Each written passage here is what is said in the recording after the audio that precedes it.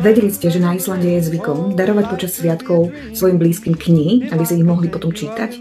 Inšpirujme sa a darujme svojim rodinným príslušníkom a priateľom knihy. Tu je pár mojich tipov.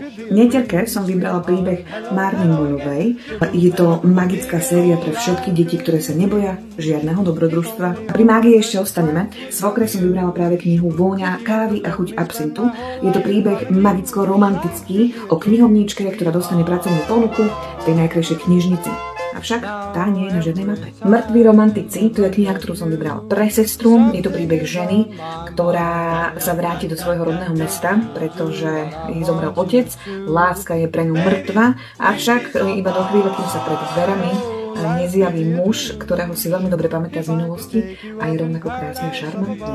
7 rokov medzi nami je kniha, ktorú som vybrala mame. Je to príbeh knižnej publicistky, ktorá sa zamiluje do svojho dočasného spolubývajúceho, ktorý však žije o 7 rokov v minulosti. Sama som na túto knihu zvedavá a istotne sa požičím.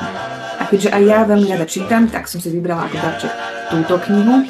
Autorka prerobila viktoriánsky román Charlesa Dickensa do dnešnej doby. Venuje sa príbehu chlapca, ktorý žije v ťažkých a neľahkých podmienkach. Nebude to úplne najlepšie čítanie, to už teraz viem, ale teším sa na ňu. Ak sa vám niektorá z týchto kníh páčila, dajte mi vedieť do komentára, sama som zvedavá.